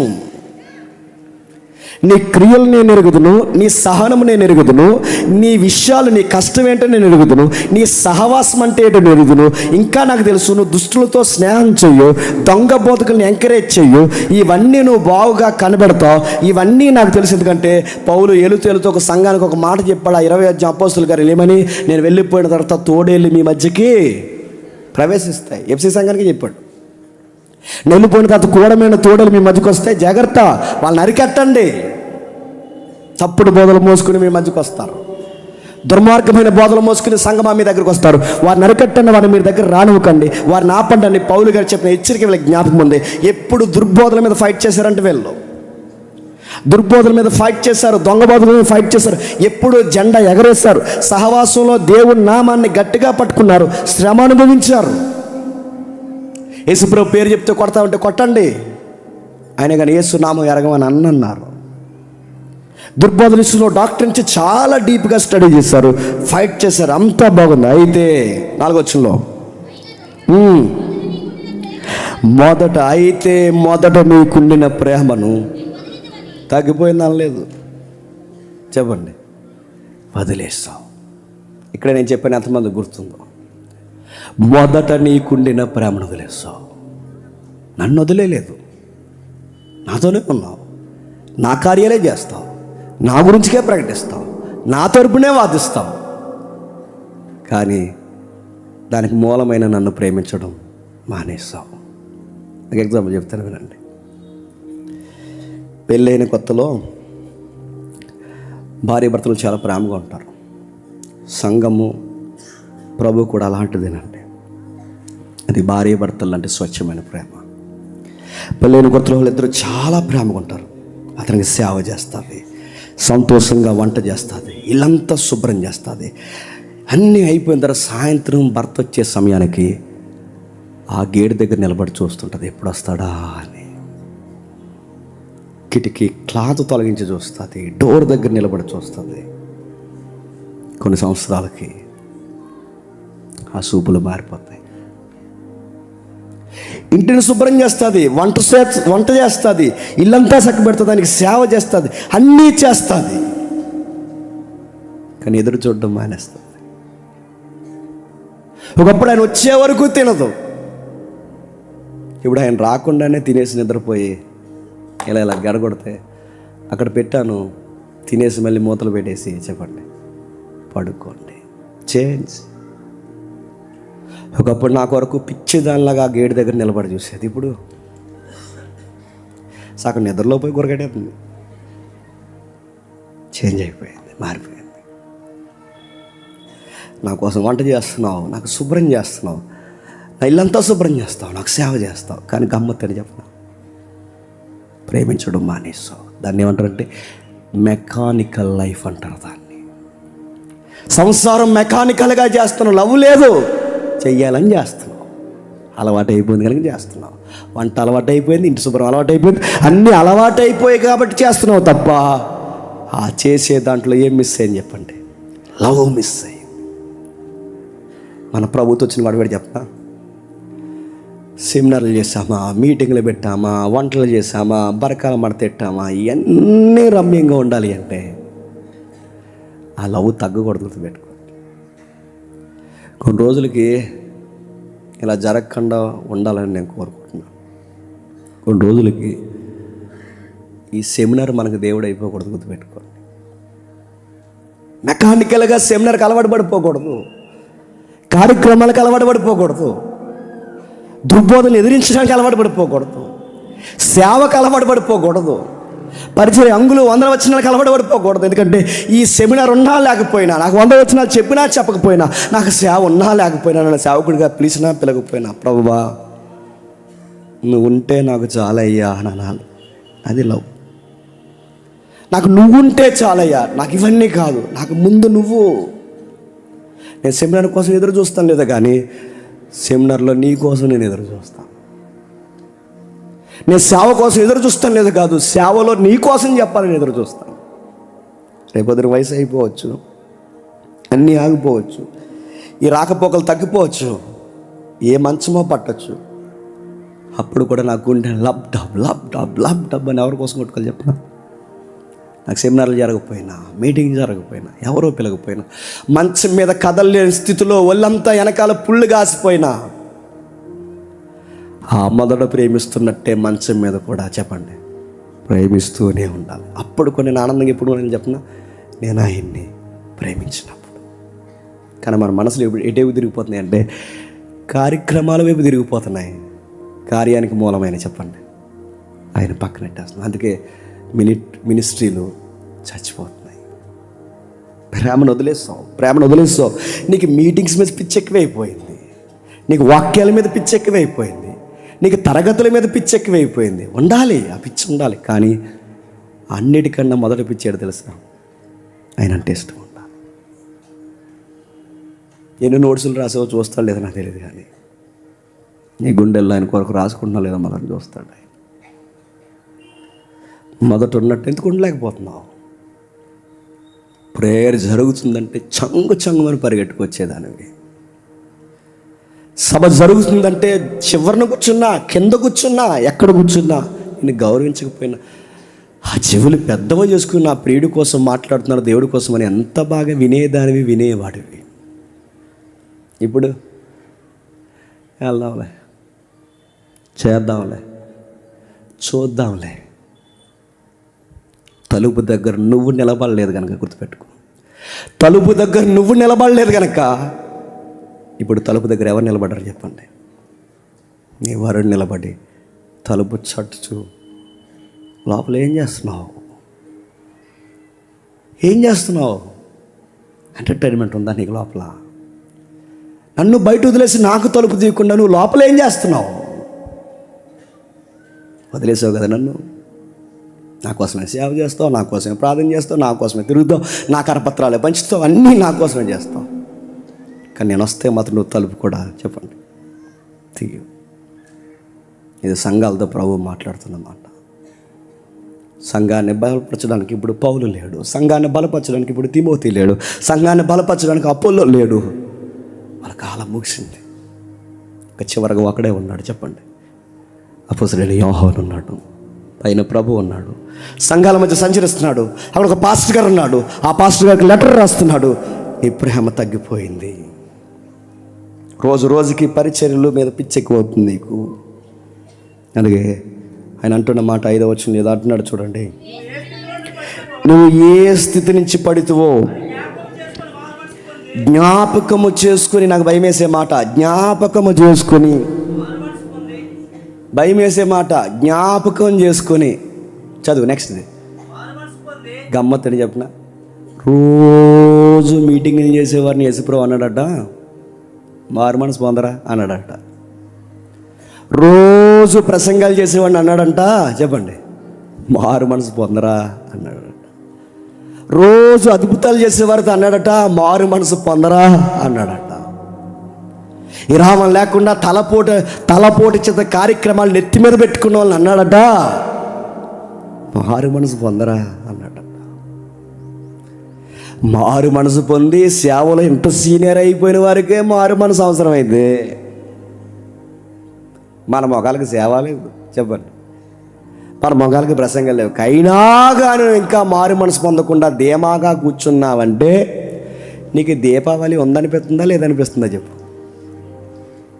రాత్రి ఇచ్చాం 10 మందికి బాప్టిజం, ఇంకా ఎవరైతే ఈ ప్రాంగణంలో బాప్టిజం లేకుండా నీ ధైర్యం ఏంటి? అరే మారు మనసు పొందిన వాళ్ళని ఇంకా మారు మనసు పొందమంటే నీకు ఏ మనసు లేదు.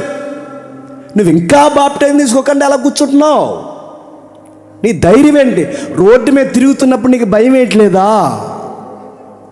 ఒక బిర్యానీ తింటున్నప్పుడు ఆ ఫుడ్ ఏం చేస్తుంది నీకు భయం వేయట్లేదా? నీ ఆయుష్ నీ చేతుల్లో ఉందనుకుంటున్నావా?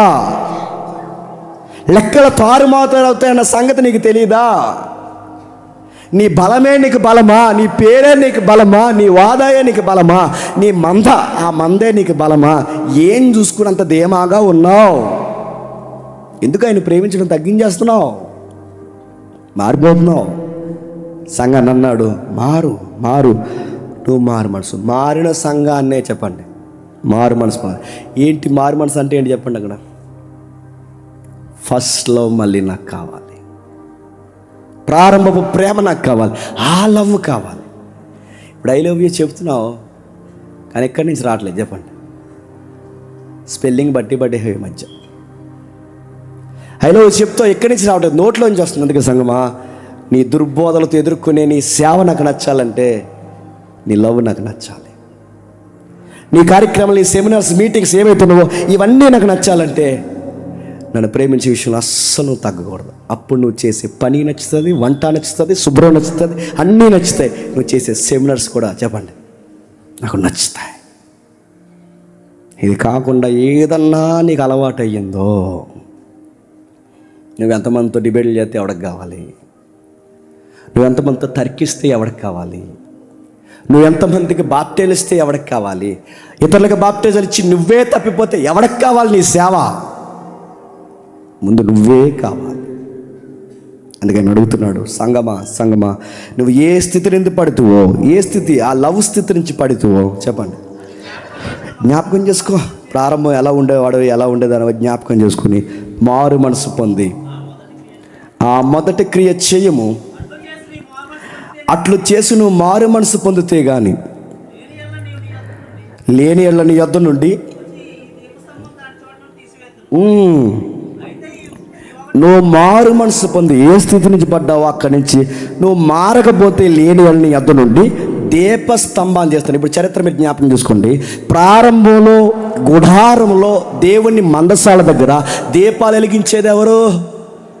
అహరోను ఏం చేసేవాడు? దీపం వెలిగించేవాడు, ఆరిపోయిన దీపాన్ని వెలిగించేవాడు, ఎలగని దీపాల ఒత్తు కట్ చేసేవాడు. ఇప్పుడు అహరోను కథ చెప్పండి.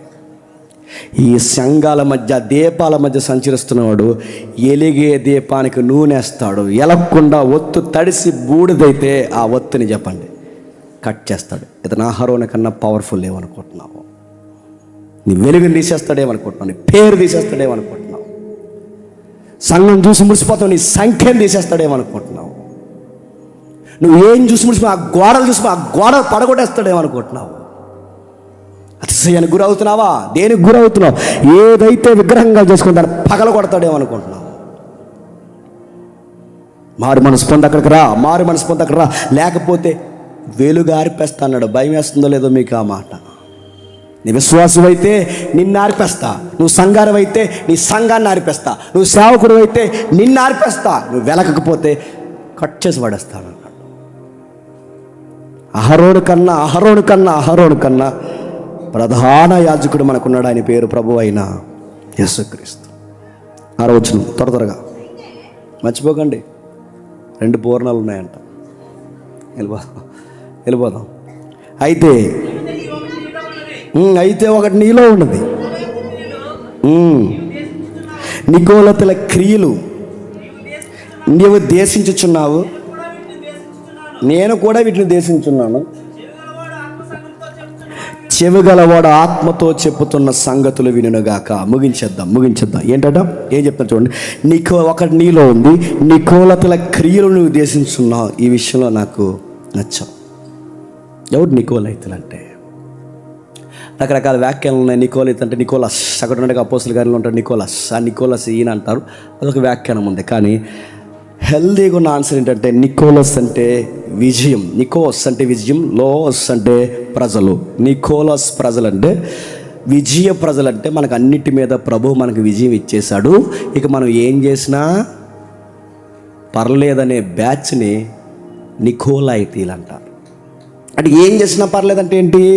ఏం చేసినా పర్లేదంటే వాళ్ళ అర్థం ఏంటంటే అర్తిమీదేవి గుడికి వెళ్ళినా దేవుడు ఏమంటే, ఎందుకంటే ఆల్రెడీ మనకేమొచ్చేసింది? నికోస్ అంటే ఏంటి? విజయం. లవోస్ అంటే ఏంటి? విజయం పొందిన ప్రజలు.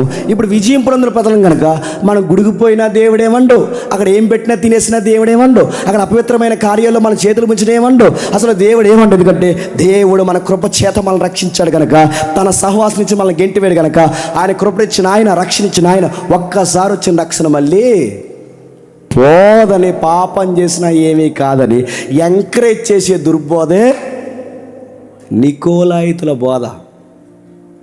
ఇక్కడ తిరుగుతున్నారు ఈ మధ్య. ఇంకా మా చెల్లి అక్కడి నుంచి బయటకు వచ్చింది, పట్టేద్దామని చూశారు. దొంగ బోధ. వీళ్ళు ఏమని చెప్తారంటే వాళ్ళకి అన్నీ తెలిసిపోతుంటే ఈ మధ్య నవంబర్లో యశ్ప్రభు వచ్చేస్తాడు, మరి ఇంకా రాలేదు ఏంటో మరి అంటే అప్పుడు అన్నారట 2025 కాదు చెప్పండి 2000 ఇప్పుడు ఎంత? ఇప్పుడు 2026 నవంబర్లో వచ్చేదండి. మరి అప్పటివరకు మేము ఏం చేయాలని అడిగితే అన్నారట, ఏమైనా ఉంటే చెప్పండి ఇచ్చేయండి, అమ్మి సేవ చేద్దాం అన్నారంట.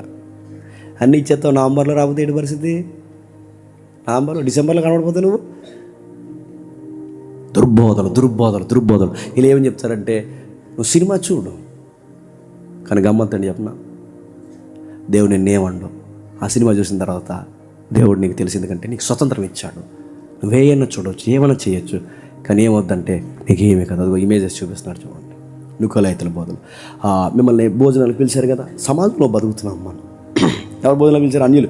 మేము భోజనాలు పిలిచినప్పుడు సమాజంలో మనం బతుకుతున్నాం. నేను చెప్తున్నాను కదా, నికోలైతులు చెప్తున్నారు సమాజంలో బతుకుతున్నప్పుడు అర్తిమీదేవి గుళ్ళో భోజనాలు అంట, వెళ్ళండి, నలుగురితో కలిసి భోజనం చేయండి. నలుగురితో మనం చెప్పండి, అనకపోతే ఎలా? అదే నలుగురితో చెప్పండి. నువ్వు నతానేలు అంటే కుదరదు, చెప్పండి, నలుగురితో అనాలి, కలవాలి, భోజనానికి వెళ్ళండి. మరి అక్కడ విగ్రహాన్ని చూడకండి, మరి ఏం చూస్తారు చెప్పండి? ప్రేమను చూడండి. అడ్డి కొట్టేస్తాడు, బూరేసుకో, పులిహార వేసుకో, పులి చట్నీ వేసుకో చెప్తాడు. వేసుకుంటే నువ్వు తిను, తర్వాత వాడిని నువ్వు చెప్పండి భోజనాలకు పిలు. ఎందుకంటే మన సమాజంలో బతుకుతున్నాం, నలుగురితో ప్రేమగా లేకపోతే ఎలా చెప్పండి? మన దేవుడు అంత నేరోగా ఆలోచించి భోజనాలకు వెళ్ళినందుకు నేను దూరం పెట్టేస్తాడా అని అనగానే మనకి ఎలా ఉంటుంది? ఎన్ని భోజనాలు మానేసాను ఇప్పటివరకు, నెక్స్ట్ నన్ను పిలవండి, సంతాపం ఉందని కదా వస్తాను. తినేస్తున్నారు వెళ్ళి. ఈ బోధలు ఇప్పుడు వచ్చినాయి కాదు, ఎప్పుడు చెప్పండి? ప్రకటన గ్రంథం రాస్తున్నప్పుడే మొదటి శతాబ్దంలోనే ఎఫెసీ సంఘంలోనే ఇలాంటి చొరపడి అన్నాయంట. పర్వాలేదు, ఏమీ కాదు, దేవుడు మనల్ని అర్థం చేసుకుంటాడు, దేవుడు మనల్ని ప్రేమగా చూస్తున్నాడు. మీరు అర్తిమీదేవి గుడికి వెళ్ళినా పర్లేదు, అక్కడ భోజనాలకు వెళ్ళినా పర్లేదు, అపవిత్రమైన కార్యక్రమాల్లో పాల్గొన పర్లేదు, మీరు ఏం చేసినా ఒక్కసారి వచ్చిన రక్షణ, స్వతంత్రం చెప్పండి మీకు పోదని ప్రజలను తప్పు మార్గాన పట్టించే బోధే నికోలైతుల బోధ. దీన్ని పౌలు గారు ఏమన్నారు ఒకసారి చూడండి. గలతీయులకు రాసిన పత్రిక ముగిద్దాం. గలతీయులకు రాసిన పత్రిక 5వ అధ్యాయం, గలతీయులకు రాసిన పత్రిక 5వ అధ్యాయం 13వ వచనం. గలతీయులకు రాసిన పత్రిక 5వ అధ్యాయం 13వ వచనం. సహోదరులారా, మీరు స్వతంత్రులుగా ఉండుటకు పిలువబడితే, అయితే ఒక మాట కండిషన్స్ అప్లై అవుతాయి, అయితే ఒక మాట షరతులు వర్తిస్తాయి, అయితే ఒక మాట అబ్జర్వేషన్ జాగ్రత్త, స్వతంత్రం ఉంది, ఫ్రీడమ్ ఉందని చెప్పి ఆ స్వతంత్రాన్ని, ప్రభువిచ్చిన స్వతంత్రాన్ని శారీరక క్రియలకు హేతువు చేసుకొనక ప్రేమ కలిగిన వారై ఒకరికి ఒకరు దాసులై ఉండండి తప్ప తిండికి, బట్టకి, శరీర కార్యాలకి ఆ స్వతంత్రాన్ని మీరు ఉపయోగించారో, ముఖం మీద ఉమ్మేస్తానన్నాడు, దీపం కట్ చేస్తాడు, బయటికి లాగేస్తాడు, వెలిగిని పీకేస్తాడు, నువ్వు ఇలాగే ఉంటే నీ స్వతంత్రాన్ని భగ్నం చేస్తానన్నాడు. నీకు ఫ్రీడమ్ ఇచ్చింది దేనికి? మన గాంధీ గారు ఫ్రీడమ్ ఇచ్చారు. దేనికి నీకు ఫ్రీడమ్ ఇచ్చింది? ఇంక ఎడం పక్కల ఎలకరా చెప్పండి. నువ్వు ఎడం పక్క ఎలకు రోడ్డునా చెప్పండి, నీకు ఫ్రీడమ్ ఉంది, నీకు స్వతంత్రం ఉంది. కుడివైపుగా దూసుకుంటూ వెళ్ళిపోరా అంటే ఇంక వెళ్ళిపోతావు. అటు నుంచి అంటే ఎక్కడికి చెప్పండి. స్వతంత్రం ఉందని రూల్స్ పాటించవా? ఎంత స్వతంత్ర దేశంలోనే మనకు రూల్స్ ఉన్నాయా లేదా? షరతులు వర్తిస్తున్నాయా లేదా? నువ్వు ఎంత స్వతంత్ర సమరయోధుడివైనా, స్వతంత్రం పొందిన ఒక సగటు భారతీయుడివైనా, స్వతంత్రం వచ్చినా మనకు రూల్స్ ఉన్నాయి. అలాగే పాపం నుంచి స్వతంత్రం వచ్చిన మనకి కండిషన్స్ అప్లై అవుతాయి. ఏది చెయ్యాలి, ఏది చేయకూడదు, ఏది చూడాలి, ఏది చూడకూడదు, ఏది తినాలి, ఏది తినకూడదు. ఇవి ఇంటర్నల్ రూల్స్. అవి నీకు ఫ్రీడమ్ అయితే వచ్చింది, కానీ ఈ రూల్స్ నువ్వు పాటించాలి. పాటించకపోతే దీపం తీసేస్తాడేమనుకుంటున్నావు. చాలామంది సంఘాలు, సేవకులు ఆరిపోవడానికి కారణం ఏంటి చెప్పిన? ఈ స్వతంత్రాన్ని ఏతువు చేసుకొని, ఈ స్వేచ్ఛను ఏతువు చేసుకొని వీళ్ళ ఇష్టానుసారంగా ప్రవర్తిస్తూ భయం లేకుండా రిలీజ్ సినిమాలకు పోతున్నారు. అందుకే వెలుగులు ఆరిపోయాయి, మహిమ తగ్గిపోయింది, సంఘం బయటపడిపోయింది, సంఘము లోకము ఒకటైపోయింది. చాలా సంఘాలకి షెడ్లేసి మూసేశారు. ఎందుకు షట్టర్లు ఎందుకు మూసేశారు చెప్పండి? దేవుడు ఆ సేవకుల్ని తీసేశాడు, కొంతమందిని ఆర్పేశాడు, సంఘాన్ని చెదరగొట్టేశారు. ఇప్పుడు ఆస్తులు కోట్లలో తిరుగుతున్నాయి. ఎందుకు కోట్లు తిరుగుతున్నాయి చెప్పండి? మొదట ప్రేమను వదిలేస్తారు, షరతులు మానేస్తారు, శరీర క్రియలను చెప్పండి స్వేచ్ఛగా చేసుకున్నారు. ఎఫ్ఎస్సీ సంఘాన్ని అంటున్నాడు, మొత్తం నీ బ్యాక్ స్టోరీ, ఫ్రంట్ స్టోరీ అన్నీ నాకు తెలుసు. సంగమా, ఎలా వచ్చో జ్ఞాపకం చేసుకో, ఎలా ప్రేమించో జ్ఞాపకం చేసుకో, అలా ఉంటే జాగ్రత్త. ఇంత చెప్పిన తర్వాత వినకపోతే చెవి గలవాడు ఆత్మ, అక్కడ జరిగే చదవండి, నేను ముగిస్తున్నాను. చెవి గలవాడు ఆత్మ